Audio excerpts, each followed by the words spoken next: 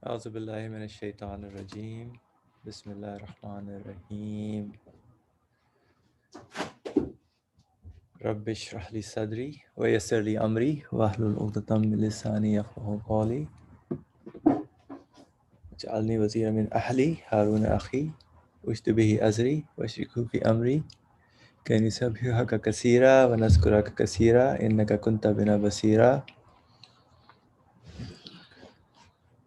اللهم بارك لنا في رجب وشعبان وبلغنا رمضان اللهم بارك لنا في رجب وشعبان وبلغنا رمضان اللهم بارك لنا في رجب وشعبان وبلغنا رمضان ولا حول ولا قوة إلا بالله العلي العظيم وصلى اللهم على محمد وعلى آله وصحبه أجمعين والحمد لله رب العالمين. Assalamu alaikum everyone. Thank you everyone as well for joining. Inshallah, we're going to start we're reading the rays, and this is the second ray that we are kind of reading. And this is kind of a conclusion about the sections on divine unity, basically how we are looking at the universe and the world, what kind of worldview we are establishing based on our experiences and our based on each and everyone's living conditions, how they perceive and view and establish their relationship with their Lord, and see that how this universe is something that we need to understand and establish, basically uncover the meaning behind it so that we can get in touch and feel the presence of our Lord. So this section of the conclusion was how does the divine unity, based on my understanding, how do I see the necessity of the other pillars of belief? And we kind of looked into the pillar of the necessity of the messengership or prophethood, that there must be, he must send an envoy, he must speak to me. So we discussed that, and that prophethood should also address my feelings, whatever the message that he brings. So we saw that the Muhammadan reality is what my human reality is.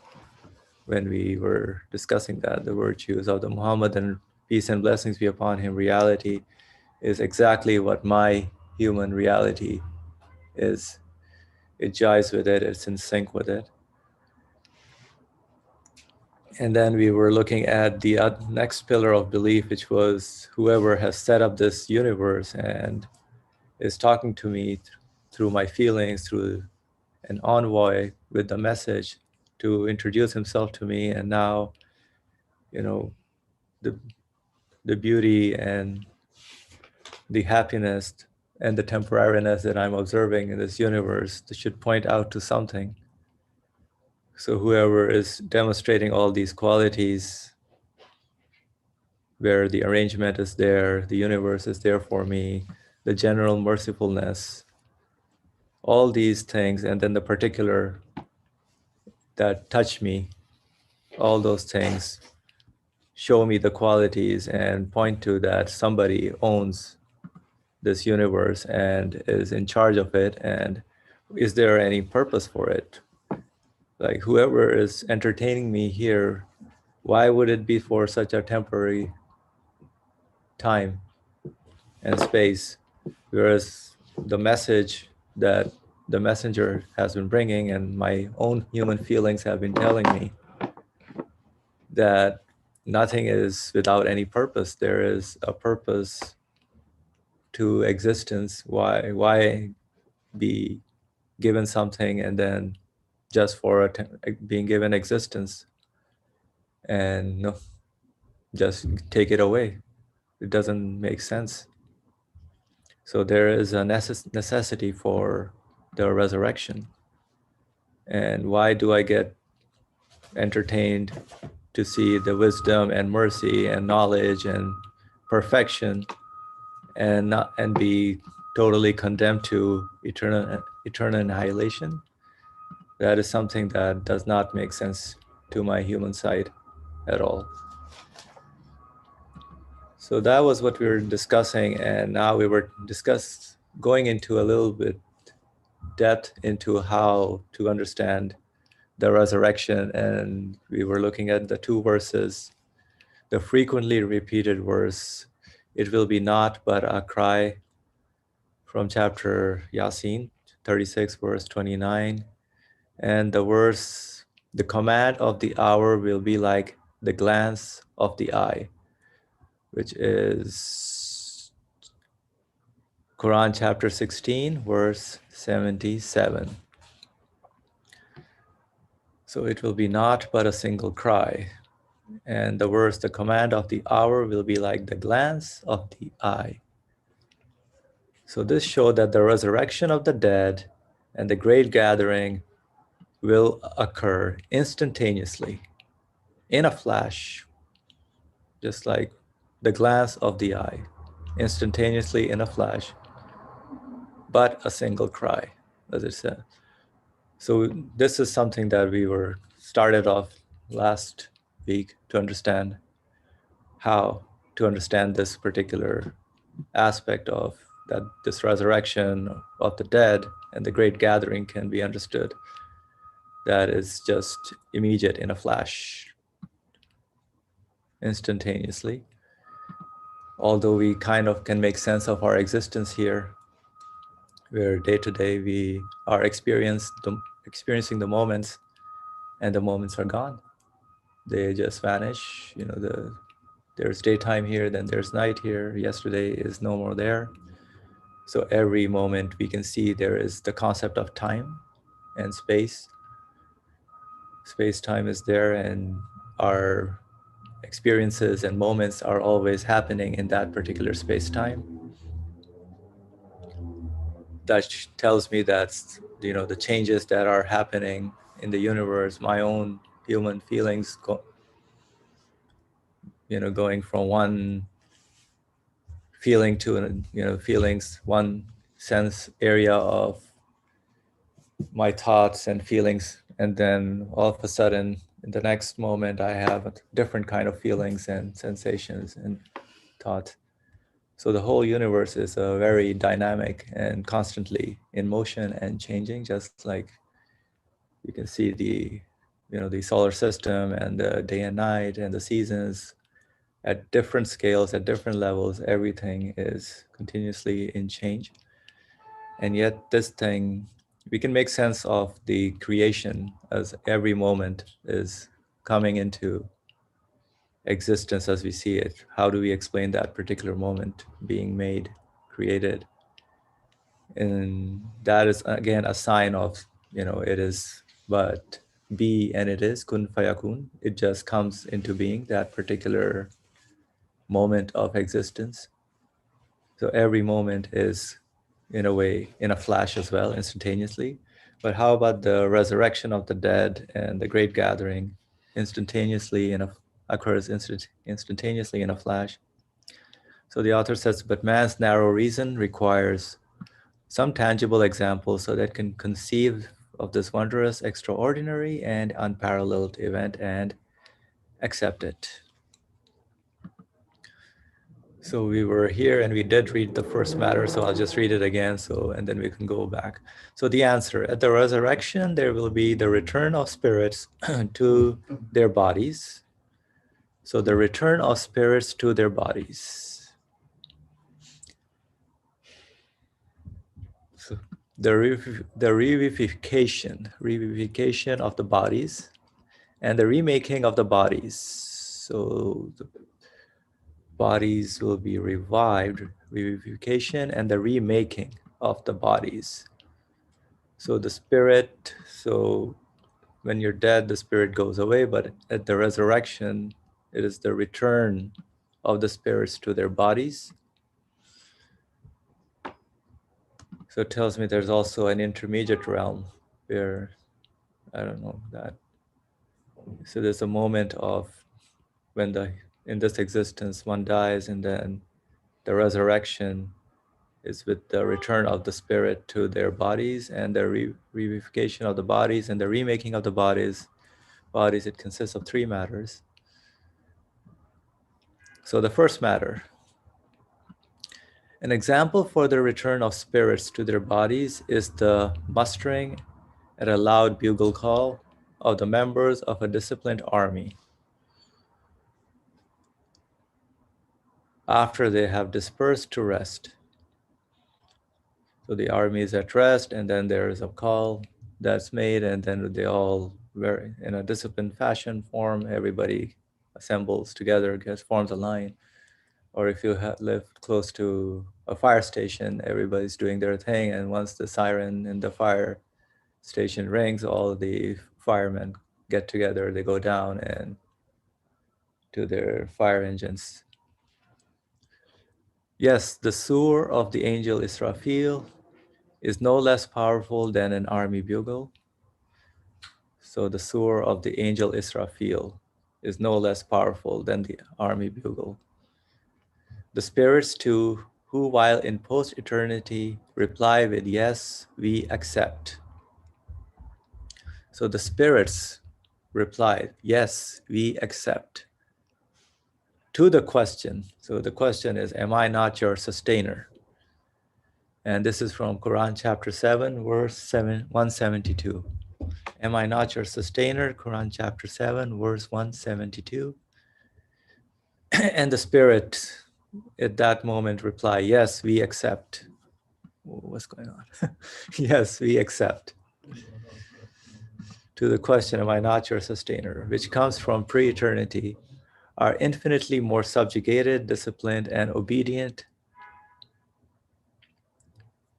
So the spirits are more subjugated, disciplined, and obedient than the soldiers of an army. So the 30th word has demonstrated with decisive proof that not only spirits, but all particles form a divine army and are its soldiers under command. So just like every particle, as we can see, that behaves in this world, including your blood cells, the particles that make up every matter,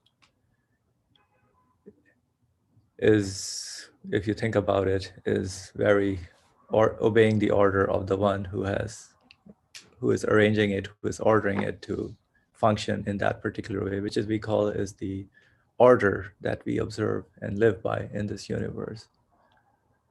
So for example, as a big object, or the earth, its rotation is not by some random rotation. It is very calculated, it's precise, it's ordered by the one who has set the order of the universe to function in that way. And all the comments and everything that is passing by are not just randomly passing by. They are all within the order of the one who is the one who regulates the whole universe and makes it function. So each particle that you encounter is also something that is in the order and command of the one who regulates this whole universe. And so the spirits too are under the same command of the same order, the one who orders the whole universe. So the spirits too, whatever they have learned in this universe based on their conclusions that they arrive at, would be able to answer, yes, we accept, to the question, am I not your sustainer? I mean, this is conventionally, it is very much mentioned in the culture as well, in the society, about, these are the questions that will be asked upon one's death. Who is your sustainer? And you say, yeah, I know my sustainer to be the Lord of the universe, the Almighty One. And yeah, so that was the kind of the introduction to what we kind of touched upon last time. And if anybody would like to add any comments, or if there was some things that we need to focus on. I know there were some comments. Suhail had made some comments, and Adam had some comments last time.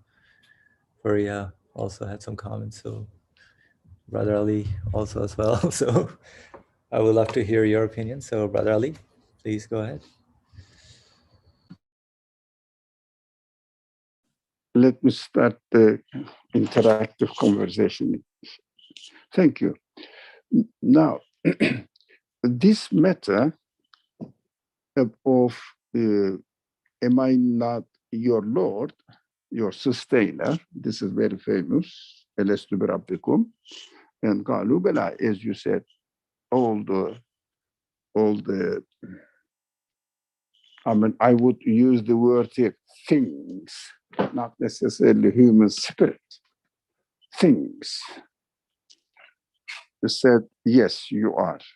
So, especially trying to understand the case in terms of human spirit, human feelings, human consciousness, the verse is really reading it out, if you like, helping us to understand and guiding us how we should see the world and the existence in general, that everything is given the quality by its creator to accept that the one who created and the one who is creating and maintaining the existence of everything has given the potentiality to understand if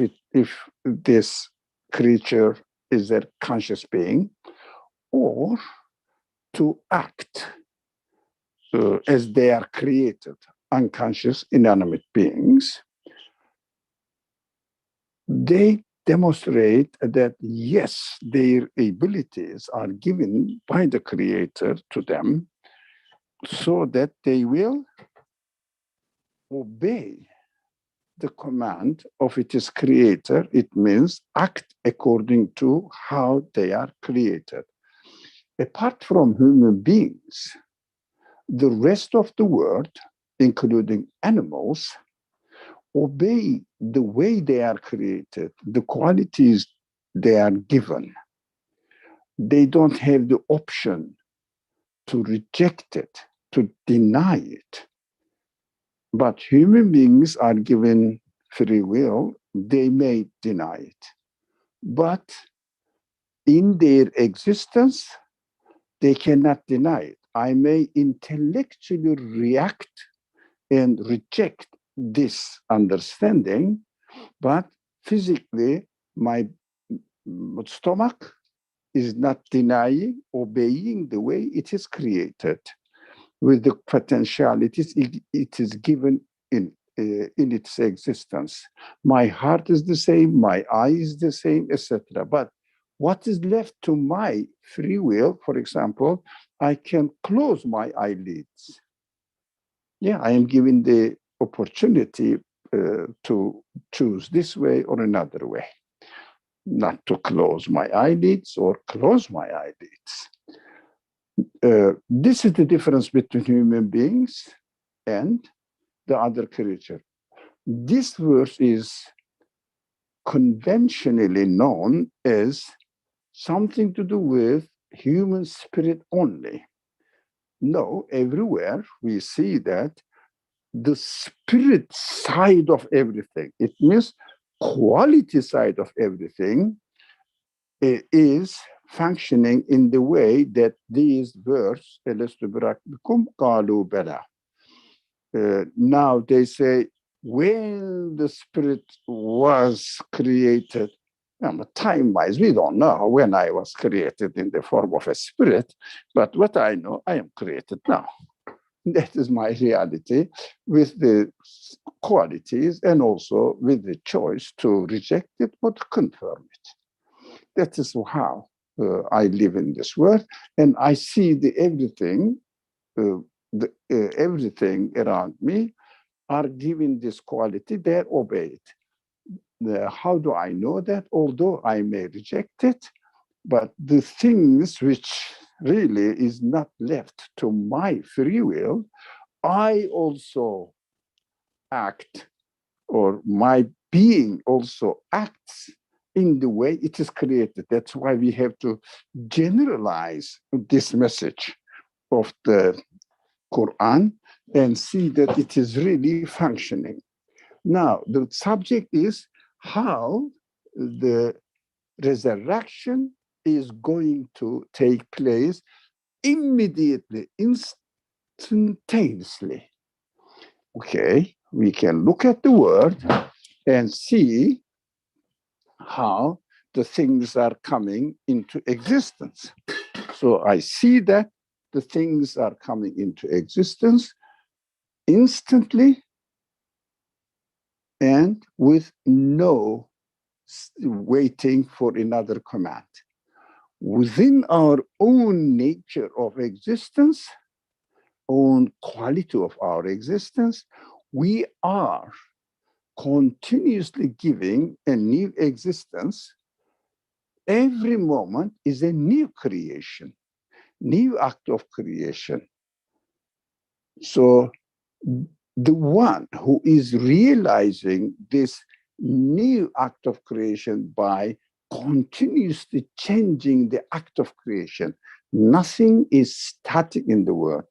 Everything at the same time changing and with their new changed position coming into existence. If you ask a biologist, really, they will tell you that in a cell, every moment, every second, thousands of reactions are taking place at the same time. And accordingly, the body is changing. But it is so instantly happening that we don't realize the change unless we use our ability to remember the past and to have objectives for the future and make the comparison. I understand that I was a baby, now I am an old man. It means I am changing. How much? Not every day. No, not every year. In fact, when I check my existence will tell me every moment I'm changing, and every moment, the previous moment is dying, and every moment instantly, together with everything else, instinct, what was the word? Simultaneously coming into existence, it means giving into existence. I'm not changing my body. And I don't know, the atoms are not changing themselves. They have no free will doing this. And although I have a free will, but I'm not really choosing how my body should grow this way or this way, change this way or that way. It means it is given, it is created in this way. So we understand that, as I understand from the first matter, we understand that the Surah of Israfil, every moment, everything obeying the call of the Surah of Israel. So after I die, okay, there were billions of people died before me, but still existence is going on in this way. But one time definitely is possible within the quality, power, knowledge, will of the creator of this universe. I say, whoever is this creator, that he can bring the existence, the whole things into another form of existence, as he is doing it, similar but not exactly the same way. This time it may have a different, completely different. Why not? Because he is the source of existence of this type that I am experiencing in this world. That's what I understood. Thank you. Thank you, Brother Lee, for sharing your thoughts. Fariha, please go ahead.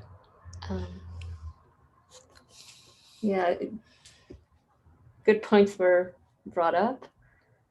And yeah, it's interesting to live with this type of awareness because, last time we mentioned that the spirit is timeless and whatever change is happening is really in a material sense. And at the same time, the spirit is also undergoing some sort of training.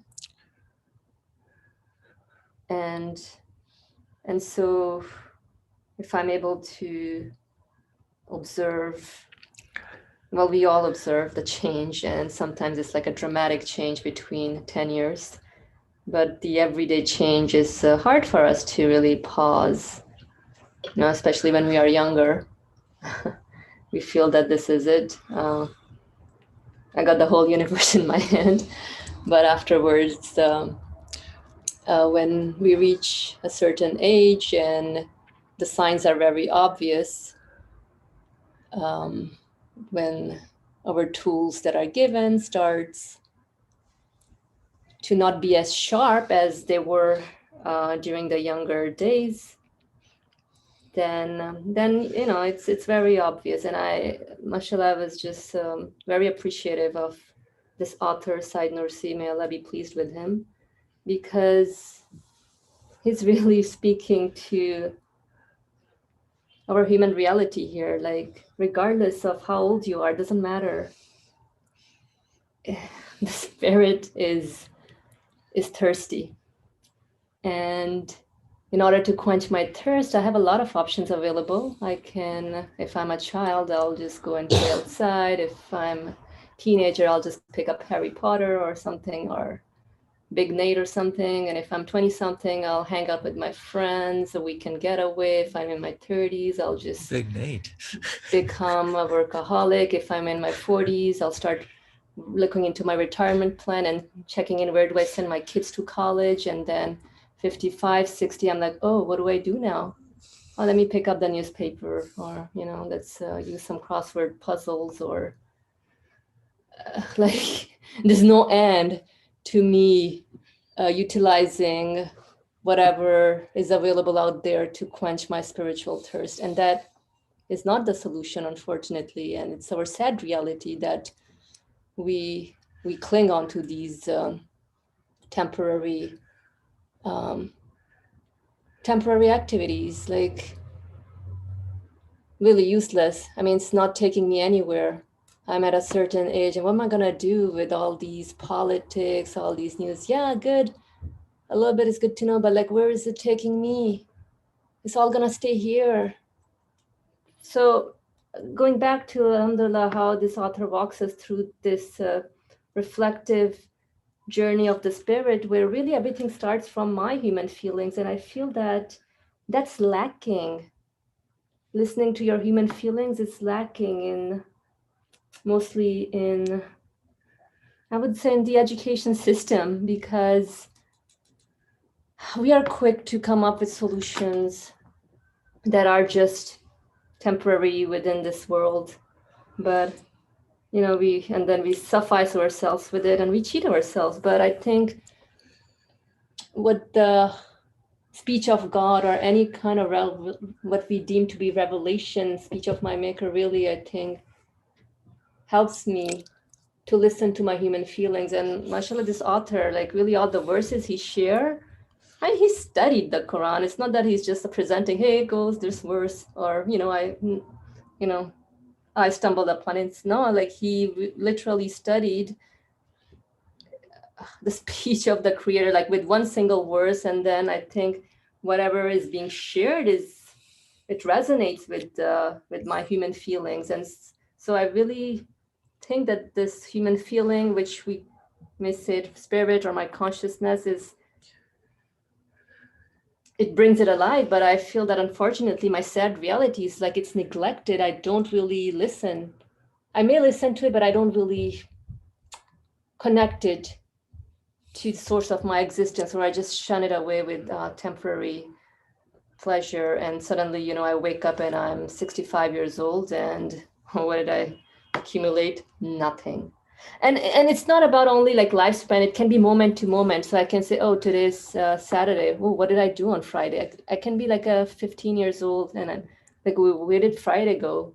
Right? Because the speech of God is speaking to me right now at this moment. It's being created. So just adding on to what Ali Murmur shared about his reflection in terms of creation happening right now, existence coming into being right now. So where I'm located right now, suddenly the sun is made to come out. Earlier, there were just dark clouds. And I mean, this is how our life journey is as well. So we can obviously see it in creation, and then suddenly the sun is going to disappear behind clouds. But the same thing happens with our human feelings. At any moment, something emerges, and then, but we don't listen to it. That's my sad reality. So I think we need to a little bit pause and listen in a little more to our human feelings, our human spirit, consciousness, and try to connect it, try to see the resonance with what I see in creation out there.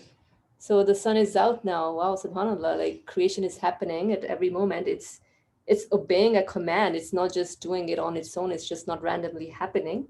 So definitely there must be a source, not of the nature of this universe, that is bringing things into existence. So really the focus point is existence. So if I can see, be comfortable with creation around me, that how things are coming into existence at every moment, then I can also bring that case to my human side as well, the human feelings and consciousness, where I'm constantly experiencing change.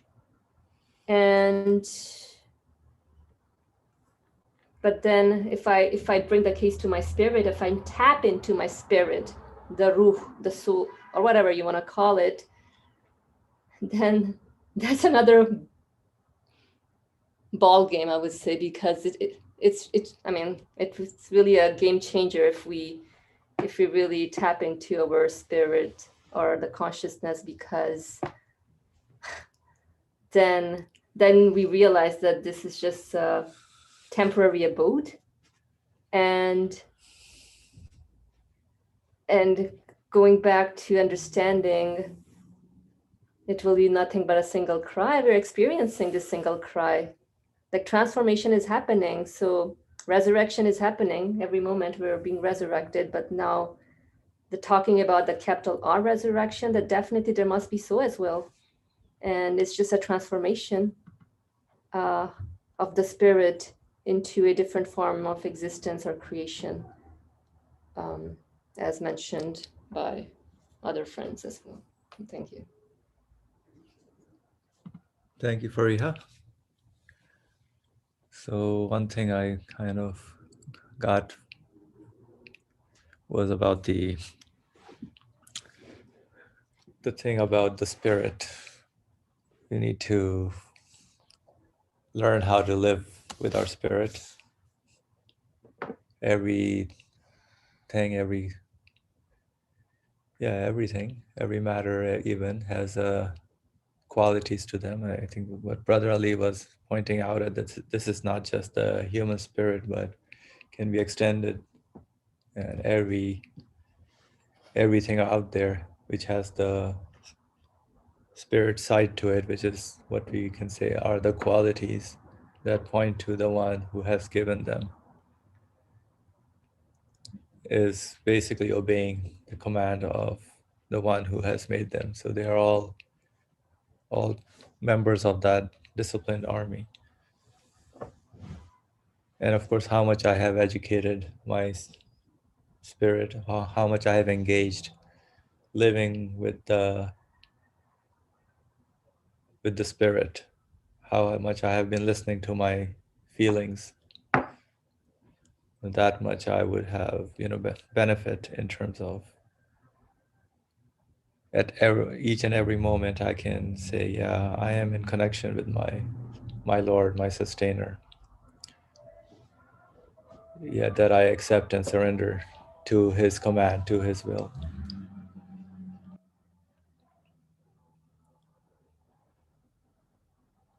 So anybody else would like to make any comment or say anything? Adam, please go ahead. Assalamu alaikum. The example of this disciplined army is actually quite interesting. Of course, nobody can deny it. We see disciplined armies acting and reacting so quickly, and in that sense, nobody argues about the immediacy of action and yeah. But yet, in this regard, it seems to be confusing a little bit. So I think all the points that were made broke it down much better than what I could say. I'm not adding anything really new, but I just telling you what I felt. Yeah, this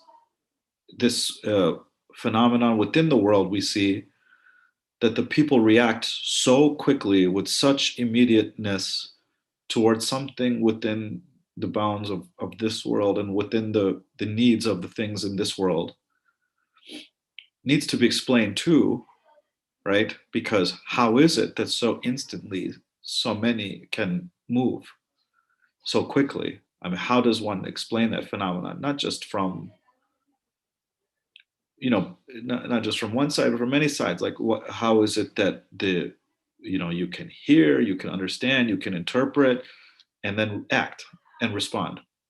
But then also the organization of it, which I think is also included in this point, how complex the organization is of let's say a very large army, and how difficult it is to manage.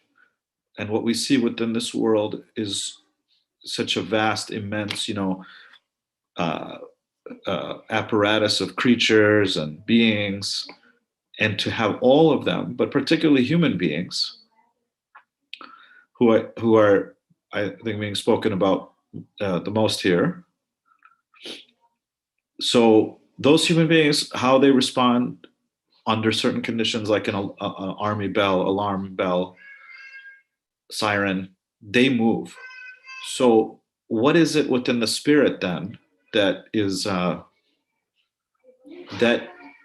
now that the text goes there, says the sur is no less powerful than the army bugle.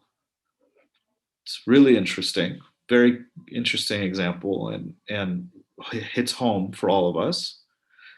And the spirits too are who reply yes, we, when they're asked they reply yes, we accept to the question, am I not your sustainer, are more subjugated, more disciplined, more obedient. So either there's as has already been said, either there is a disconnection in our understanding of what the spirit is, or what we are and how the spirit is within ourselves and the things around us.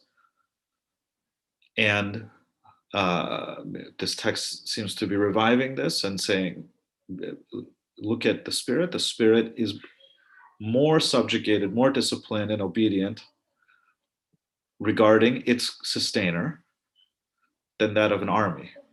So I think from two sides, one is, how do we explain the phenomenon of an army moving to begin with such immediacy? And then secondly, that's in the physical within this world. And then secondly, the spirit is so much connected to its sustainer that there is no lag, let's say, no disconnection between it and its sustainer. Although again, it's already been said, our using our free will, using our our own other, let's say, aspects of us that may negate this or deny this or obscure it. We don't realize that, but the spirit is so closely connected to its sustainer that it is actually moving and acting and engaging in the matters directly with it, with where there is no either no delay in time or no intermediaries, I guess is what I'm thinking. So directly subjugated. And so that means that there's something in the spirit really we should be careful, pay attention to. It means the spirit, I know, is us. I mean, we're not really, I shouldn't try to isolate something, but I'm saying that's that can be used even within this world, I think, which has already been said again, but also gives us good explanation for how it can happen on that day. But within this world, and I know that within this world is very important for us now. So I don't know if that adds anything, but just those come to my mind. Well, that was great, actually. It helped me a lot about how you were explaining how is the spirit connected to its sustainer. Something to think about. That question is amazing. Right now, we don't think about that much. And I think that's what some of the comments from Fariha were also alluding to, on how do we engage with that spirit being connected, although we are not just body, we are, we have feelings and senses, and we are making, conclusions all the time. We are reasoning, we are making sense of things, we talk to each other. All of that happens very instantaneously, spontaneously, as they say it. And it's interesting how, like you said, that the spirit is already closely connected to its sustainer. And right now it's residing in our physical bodies, I would say. I mean, we are kind of that, our human being is that particular, engaged with that particular, within the spirit, we are working all together with the physical body and, establishing that connection and communication channel with our sustainer. And that is happening immediately, but at death that stops. And then that's what the great resurrection, I think, alludes to, is, that, although that engagement of the spirit, and that, where it gets trained, and I mean, it gets the whole human education that goes on along with the spirit, that gets reunites with the bodies. And yeah, I think that's what kind of brought some thoughts into me. But if anybody wants to add anything or say anything, the channel is open for you guys to express yourselves. It's interesting how, thank you everybody for comments, very useful. The author is also mentioning about returns of spirit to their bodies, revivification of the bodies, and the remaking of the bodies. So there's an emphasis on body as well as in like a means or a tool through which my spirit communicates with creation.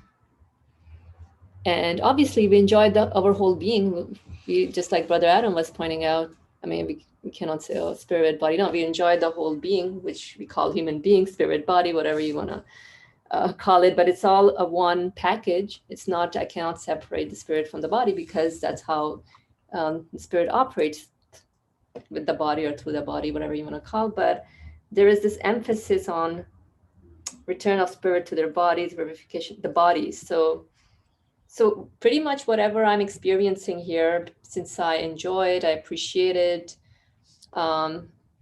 definitely, if we look into our youth, how energetic we were, the body also, how it transforms. So there's this need and desire of also something that we've experienced, something we've tasted, to be given to us in eternal form. And it's a very human desire. everybody desires that, to have a healthy body, also functioning, so everything can function. You can communicate well with the universe. So we have this need to have all this, to have our youth, or any stages of existence that we experience here. I know we call it different things, but regardless, we are in need for everything, all the tools to be given to us in an eternal form as well. And so I think that's hence the emphasis here. But I would be like happy to see if anyone has more insight into the bodies. The author is mentioning a little bit about the bodies here as well. So let's see what others have to say, inshallah. Sure. Thank you. Brother Ali, please go ahead. Now, interesting things are going on here. I'm very much pleased with it. I see that we are here experiencing a kind of routine in existence, as if I am here and I'm growing. I'm not denying I'm created. I'm not denying the fact that my creator is growing me as a believer. Not everybody, but as believers. As far as I know, all the brothers and sisters here are believers and say, okay, God is growing me. That's why we don't see the relationship between, because of our accustomed way of experiencing the world, which makes our life so practical and easy to take care of, to continue our life. I know if I do certain things according to the will of the Creator, the things will result in such and such way throughout my experience, and this experience doesn't change. Whenever the weather drops below freezing degree, the water blows. Water freezes. Okay, that is what I experience here, and I say the water is there. Freezing happened because temperature dropped below freezing degree. Okay, but I don't see the relationship between what exists here and receiving the message. It means sur of the angel of Israel, because it needs a special attention. The water is being changed. How? Although the material seems to be the same, but it is receiving the command continuously. So as long as the order of the universe means, which is called in the religious terminology, sunnatullah, the way it creates occur, water freezes. Water is receiving the message from our perspective. Although in reality, when I use my consciousness and my reasoning, this is the way the order is recreated, if you like. Water is giving constantly a new creation. But as far as my experiential side of the observation of the universe is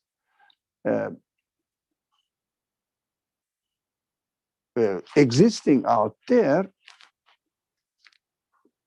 I am accustomed to this and I take it for granted. But my heart is beating. Or when I die, it stops. Or when it stops, I will die. That's how I experience this world practically, not theoretically. Theoretically, if I deeply reflect on it, this is a new creation all the time. But this universe is created in such a way that the creator's qualities manifest themselves as if behind a veil of cause and effect relationship, which is the order, how the order is given existence. I take it for granted that matter is receiving the command. That is why my understanding, my practical life gives me the information or lets me know that my heart is receiving the sur of Israfil first to declare the, as the Quran describes it in a very simplistic way, first blow of the sur will declare that the universe will be completely collapsed in its existence. Everything will be destroyed, and this doomsday, they say, universe, the things that we are accustomed with will be thrown, and the system of the order of the universe will be completely gone,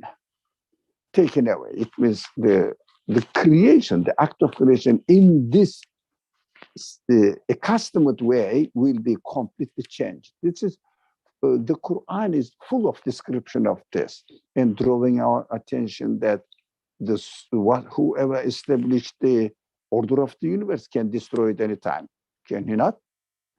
Who else can prevent it? Who else has the power to sustain its existence? This challenge is very heavily used in the, especially first period of the revelation. Later on, also from time to time, the people are reminded this reality.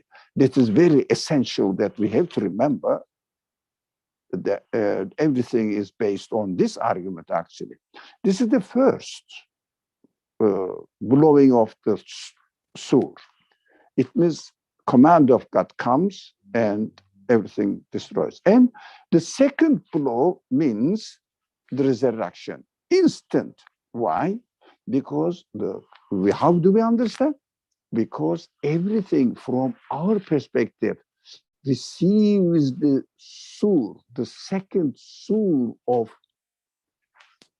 Israfil. It means angel, execute the command of the creator, will of the creator, and my heart receives the message and gets together in its existence, continues to work.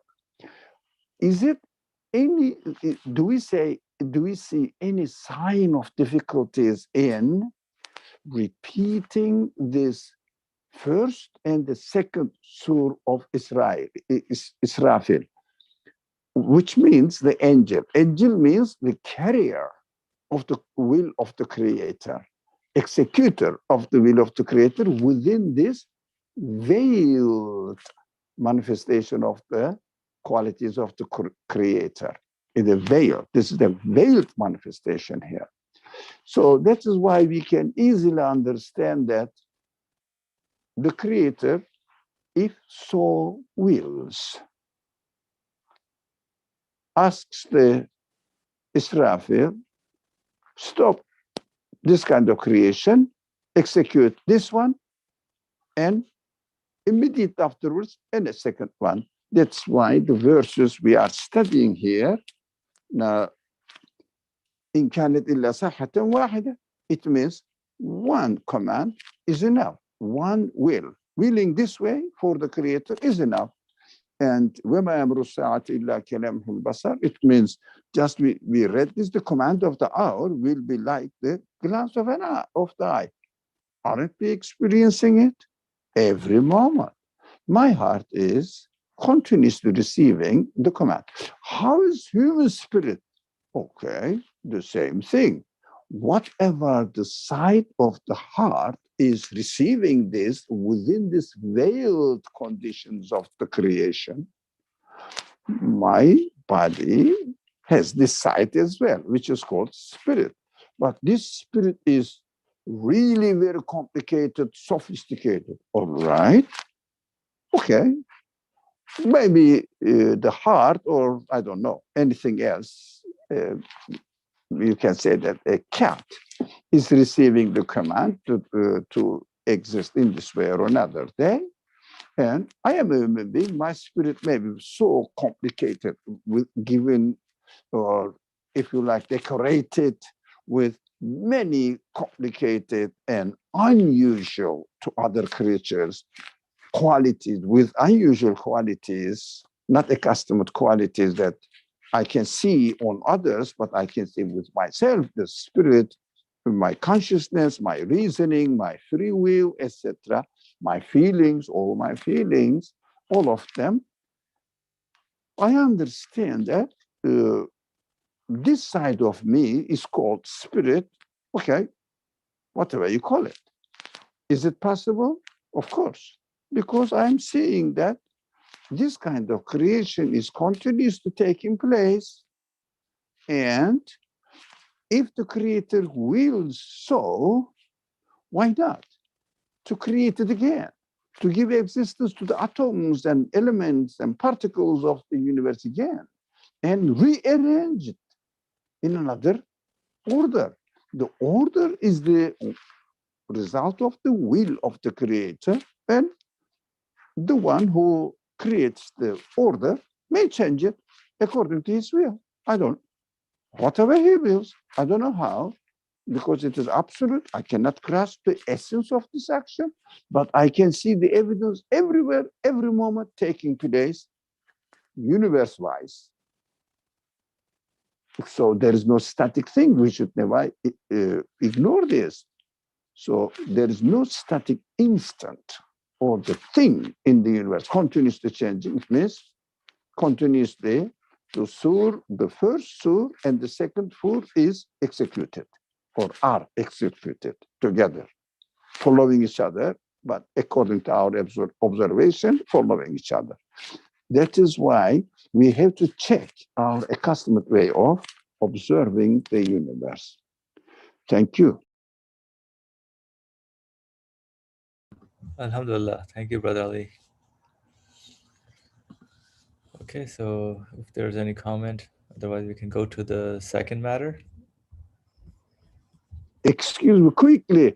I think I just checked first method, second method, third method, studying the same subject from different perspective of examples.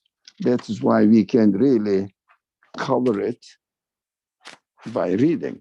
It's up to you. This moderator will decide about it, but we will see that the same subject is dealt with different examples, but we're using the same methodology. Thanks. Thank you for the heads up, Brother Ali. Okay, so second matter. An example of the revivification of bodies is the springing to life in an instant of the 100,000 electric lights of a large city on a festival night, switched on from one center. It would be possible to light up in the same way 100 million lamps scattered over the face of the earth from one center. Since through the training and instruction in regularity and order, it has received from its creator, a creature of Almighty God like electricity,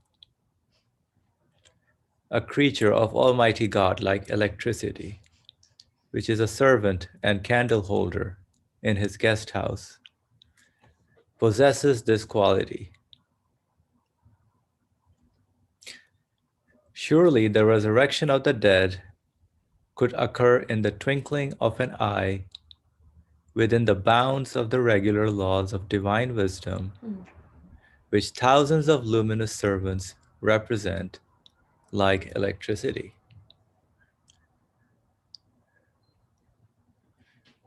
So it's a great example. And another example that came to my mind is about, how you get those amber alerts on your cell phone. Every phone pretty much gets that. And it all comes from one central place. And how is it that they are able to get into everybody's phones? It's something I was reflecting on when I just read this. I'm like, it's within the order of the universe how things are. We just have to understand that these things that we take as accustomed in the way the orders are obeying the command of the Lord of the universe, and just get more aware and conscious of that. I'm glad to see Colin joined us, because I know last time he had some comments and his connection was lost. So Colin, we are welcome back to the discussion. So we are discussing about how the resurrection and the great gathering, how that is instantaneous and happens in a flash. And we are going through some examples and the verses where it will be not but a single cry. And the command of the hour will be like the glance of the eye. And we just covered the second matter and how it can be in an instant flash, this resurrection. And the examples we see is how in the order of the universe, which mostly we take for granted, we see many things that are happening. Every particle, everything is following the order like a soldier under the command of the one who arranges, administers, organizes the whole universe. And now the example of the revivification of bodies in the springing to life in an instant. And the example is given of the electric lights, where there's a central station and how everything is controlled from that central station. On festival night, everything is lighted up from one center, since through the training and instruction, regularity and order it has received from its creator.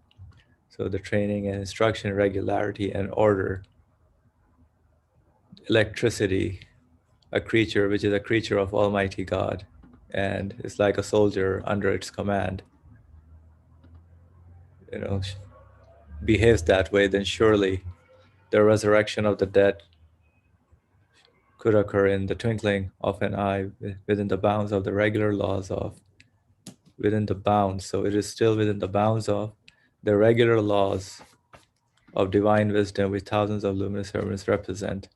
So this is what we can see and experience in this world if we pay attention to it.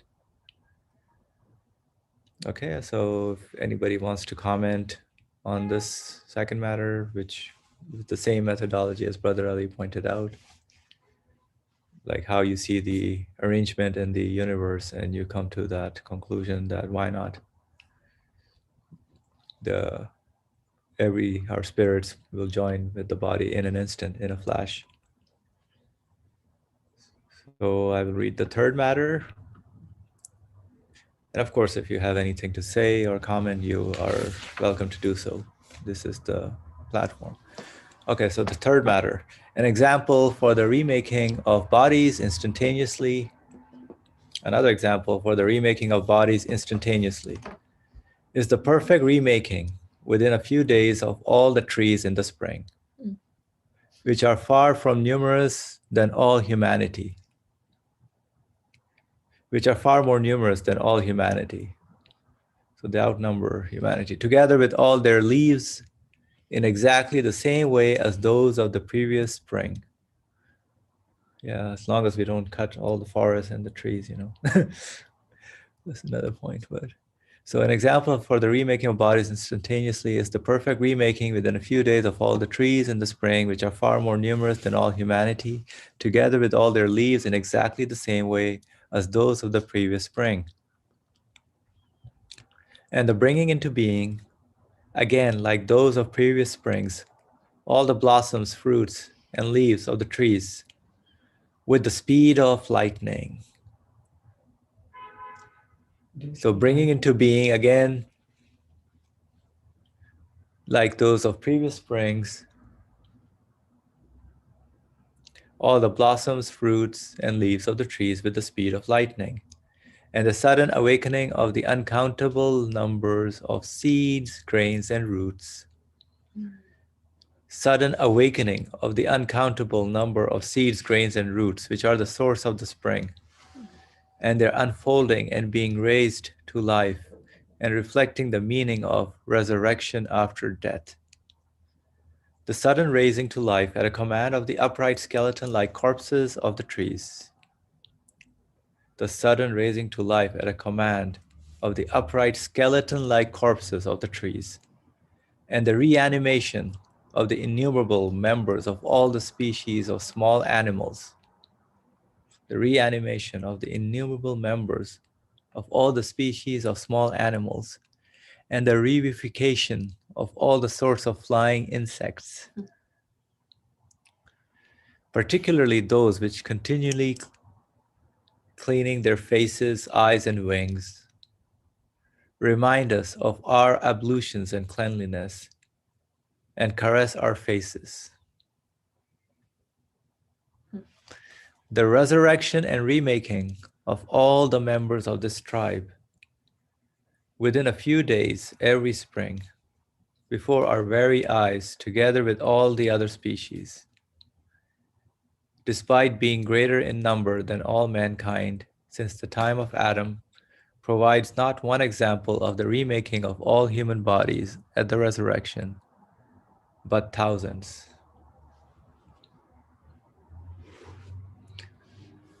So that was the third example of how the resurrection also means the remaking of the bodies in a flash, instantaneously. And we can understand that through the examples that are in front of us.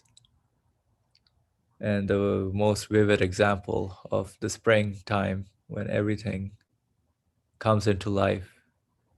And also, as the author beautifully mentions, how the dead, sort of seemingly dead trees, skeleton-like corpses, just get revived and are reanimated, and all the animals and all those flying insects, they all start venturing into being, into their existence in a flash.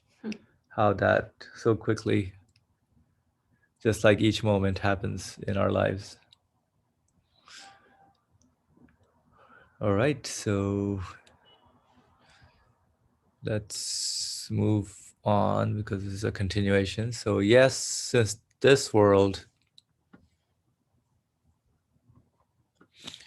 is the realm of wisdom, and the hereafter, the realm of power, numerous divine names like all-wise, arranger, disposer, and nurturer, as well as dominical wisdom, require that the creation of things in this world is gradual, and in the course of time. Yes, since this world is the realm of wisdom, and the hereafter the realm of power, numerous divine names like all-wise, arranger, disposer, and nurturer, as well as dominical wisdom, require that the creation of things in this world is gradual and in the course of time. In the hereafter, however, power and mercy will be manifested more than wisdom, and there being no need for matter, time, and waiting, things will be made instantaneously. Wow, that is interesting.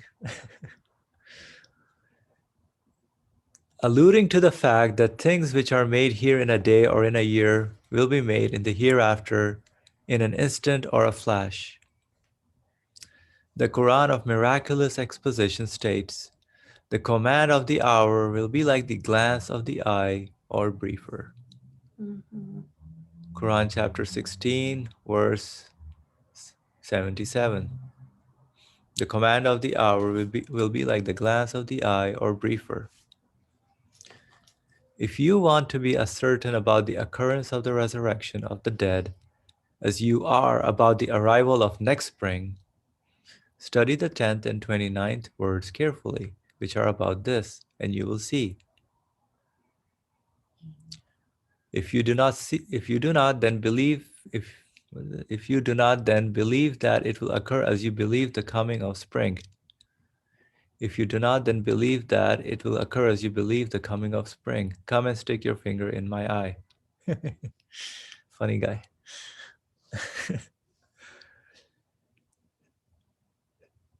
Yeah, so this another example, and this paragraph. Yes, since this world is the realm of the hereafter, which is the realm of wisdom, and the hereafter, the realm. This world is the realm of wisdom, and the hereafter, the realm of power. That's interesting. This world is the realm of wisdom, and the hereafter, the realm of power. Numerous divine names like all-wise, arranger, disposer, and nurturer, as well as dominical wisdom, require that the creation of things in this world is gradual and in the course of time. This is what this world is that we experience. So numerous divine names like all-wise, arranger, disposer. So there is the realm of wisdom is more prominent in this manifested world. Require that all creation of things in this world is gradual and in the course of time, whereas in the hereafter, power and mercy will be manifested more than wisdom. Power and mercy will be manifested more than wisdom, and there being no need for matter, time, and waiting. Yeah, so there is infinite signifies there is no time, there is no matter, and waiting. Things will be made instantaneously. Let me digest this a little bit. So this manifestation of the qualities that I experience here, because I'm subject to space and time, and this things coming into different time periods, moment by moment, into seasons, day and night, is telling me, like, I can engage with it, and it tells me about the qualities of who owns, who is the organizer, who is the arranger, who is the the powerful one, the merciful one, the beautiful one, the organizing one. So that is the realm of this universe is said to be the realm of wisdom, and the realm of the hereafter, since it is a different realm, not subject to time and space, is more of the infinite realm. So there the divine names of all wise, arranger, disposer, nurturer are power and mercy are much more manifested. Okay, so numerous are as well as part of the creative thing, the world is gradual. Okay, yes. So in the hereafter, however, power and mercy will be manifested more than wisdom. So I was just reading so I think he's saying the realm of wisdom shows more of the all-wise, arranger, disposer, and nurturer, because that introduces me to him much in this world while I'm living here. And the hereafter, power and mercy will be manifested more than wisdom, because my education is only in this manifested world to get to know all the names of the owner of this world, of who my source of existence is. But then the hereafter is what I make out of it. What's the outcome of my living in this world? And the power and mercy will be manifested more than wisdom, as there will be no need for time, matter, time, and waiting. Things will be made instantaneously. Brother Ali, please go ahead. I think we should understand the word wisdom here. What does it refer to?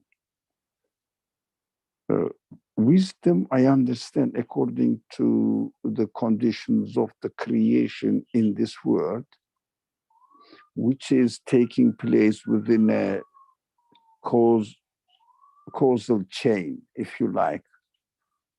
It's within an order, so that this order gives me the opportunity to experience a certain order never changes, and a certain relationship between the previous creation and the following creation uh, the difference is here as it is compared with the creation here, and as the Quran describes the creation in the hereafter. Here, the qualities of the Creator is manifesting themselves without really apparently taking place in front of us, that absolute qualities are manifested here, as the text says. This realm of wisdom manifests the qualities in a sequence so that I will not confuse with sudden creations as I wanted, as I desire, but I will follow the order. But is it necessary? As we see, even the constant creation here is observed, but it is following the order of this universe, and order of the universe makes it for me. I will follow the order and get the result. Without following the order, I cannot get the result. But what I am given, which kind of feelings that some kind of feelings I have been given here, I want, without really tilling the earth, soil, and waiting for the next season. I don't know whether my cultivations will really grow as I expect or not. But okay, this is the way I learned that the Creator will decide and I will see. But human beings are given the sense that the desire that, I mean, can I not get it from the absolute qualities, the owner of the absolute qualities? Just give me what I want. Huh? Just give me what I want. That is the desire in me. It means the existence of this desire tells me that such a type of creation is possible, and human beings will be satisfied as far as this expectation, the desire is concerned as well. Why? The Creator is promising by creating this desire in me. So if I acknowledge that the Creator can create the result of my actions here, it means cultivating the land and waiting for the next season to really taking the crops, crops, and benefiting from it, using them.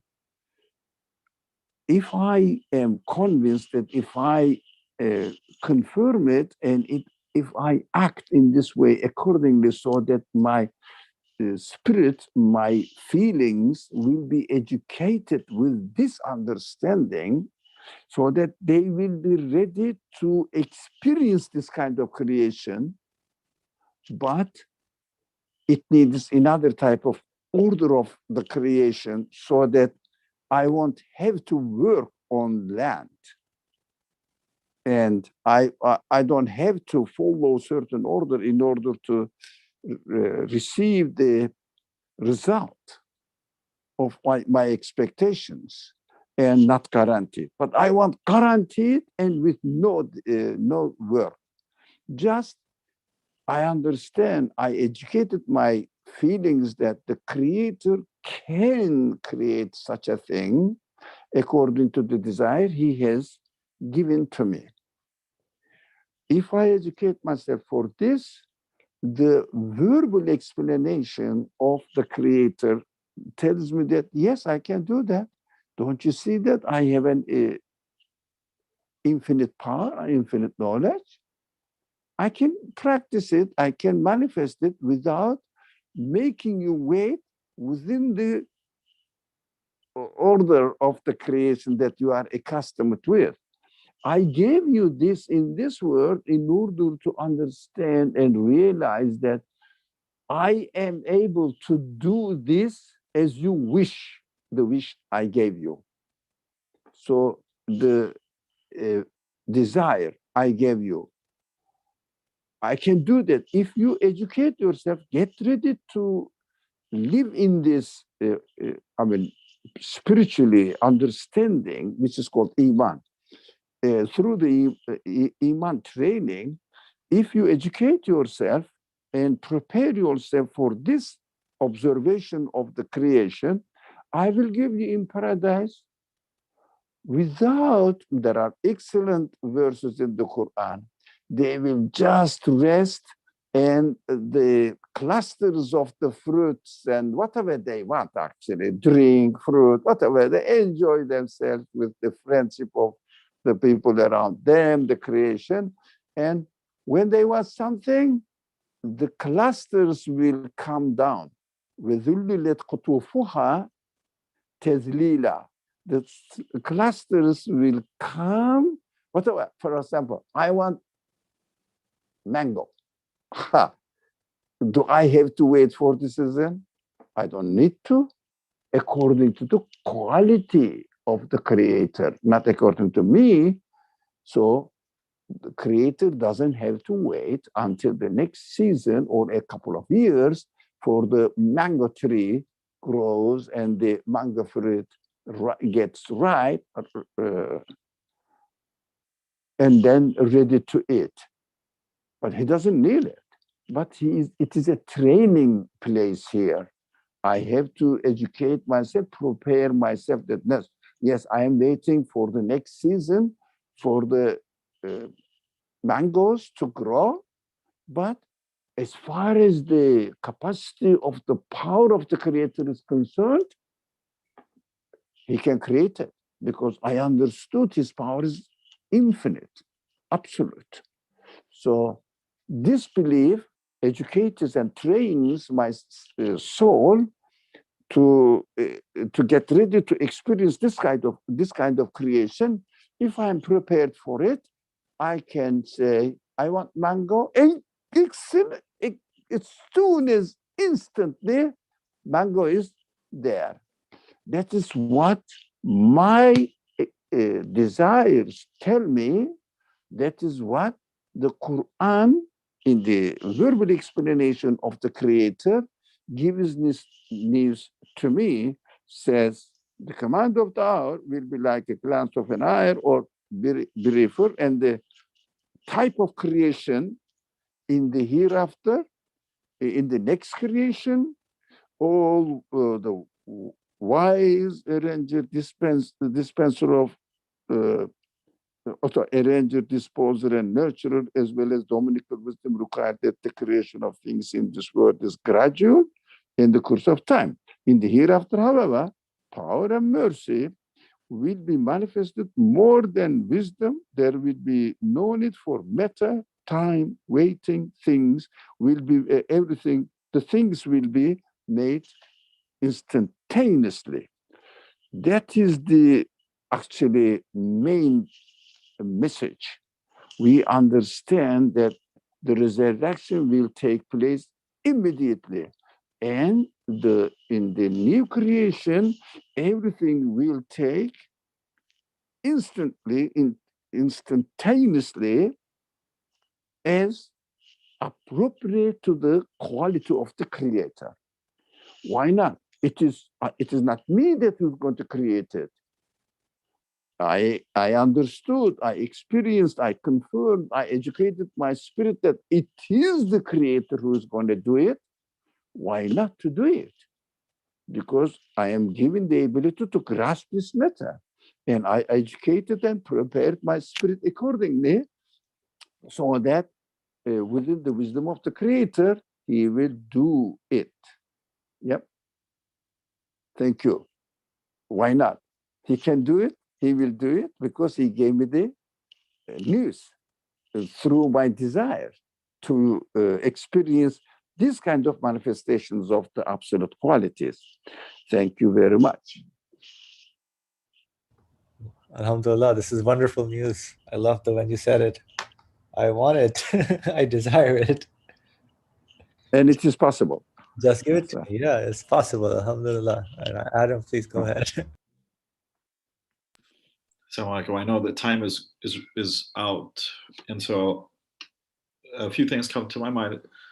First of all, it's really helpful. Jazakallah khair. I think it certainly solves this problem of the verses being looked at, especially these ones when they are sitting on raised couches and the things coming directly to them without any delay. Those verses, when you read them without this context, it sounds how do they say, like not spiritual or something, because it sounds like they're gluttons or something, just sitting there on sofas, lying, and I don't know, I'm trying to think of the right vocabulary to use to express it. Anyway, but I think you get the idea. So this explanation definitely gives answer and a much more meaningful, the meaningful way of interpreting it. Otherwise, I don't know how some people interpret those verses. But yes, I mean, if you say anything's possible in the hereafter, I can just sit and immediately I get the things and he's just giving it to me.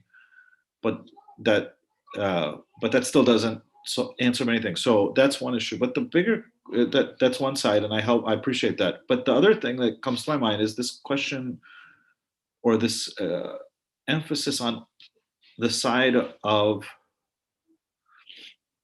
power and mercy being manifested more than wisdom. Why shouldn't wisdom be manifested as much as power and mercy? Because why should one overcome the other? I mean, in this world, we see that all of them are happening simultaneously. So why should, in that realm, the things emphasize more?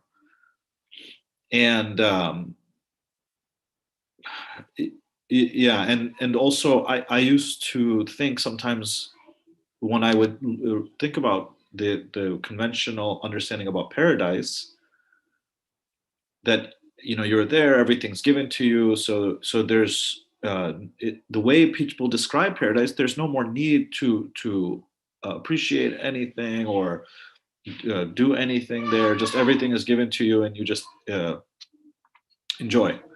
But, and although that may have some truth to it, but here, if power and mercy will be more manifested than wisdom, that still there's something manifested to be experienced, to be benefited from, to really appreciate. So that's actually quite helpful and meaningful too. But I'm just curious, doesn't only emphasizing two qualities like this somehow seem to be not sufficient, because there's all of the qualities. Why not miss the wisdom? Why not maybe the other ones, etc.? Thank you, Adam. I was thinking also, based on how the question is, so there are two different realms, as you said, basically. And the nature of those realms are quite different. I mean, in this realm, as kind of brotherly hinted at, we have to go through the order, and there is a way and mechanism that things come gradually, and that is for our education and training. So we are kind of learning about who is this, who do the qualities point to, and who is this orderer, what kind of qualities does this orderer have.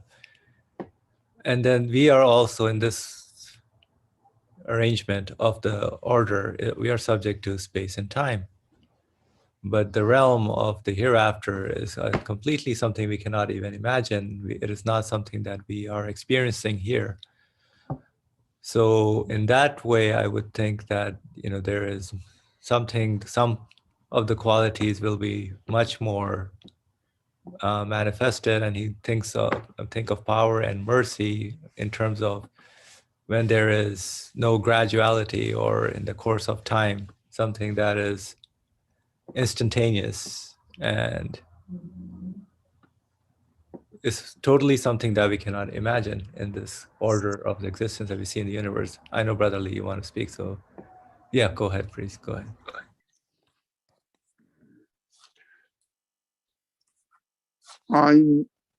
I know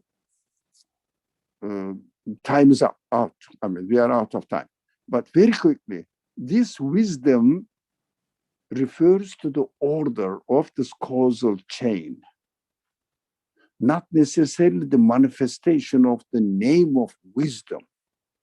Of course, the manifestation of the name of wisdom in the next creation will manifest itself fully according to the requirements of the or conditions of the new creation.